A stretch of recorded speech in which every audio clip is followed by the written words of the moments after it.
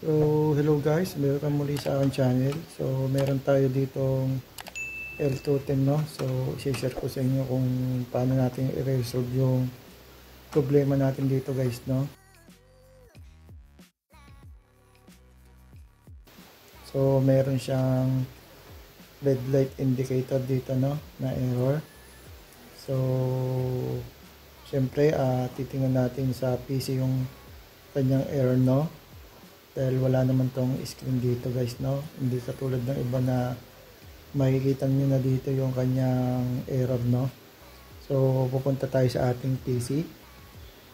So dito guys, punta tayo sa ating control panel guys, no?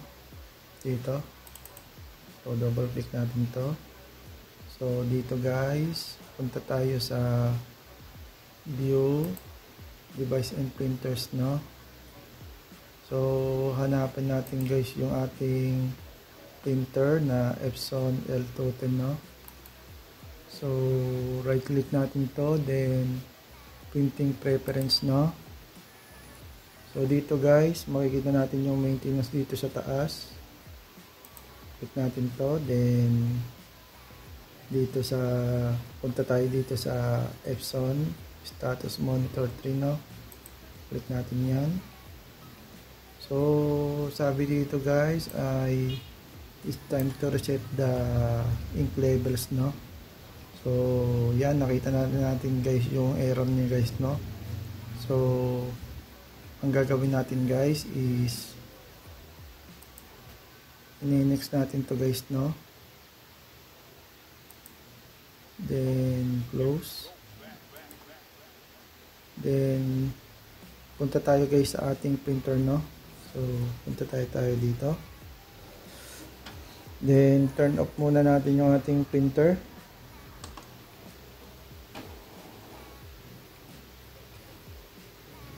Then antayin lang natin na mag turn off, no? So yan guys. So ang gagawin natin dito guys ay i-press natin yung ating power button and scan button, yung colored guys, no? Yung sabay siya at the same time.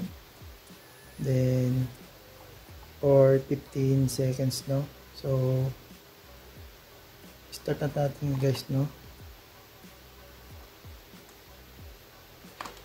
1 2 3 4 5 6 7 8 9 10 11 12 13 14 15. Then yung reset button guys, no?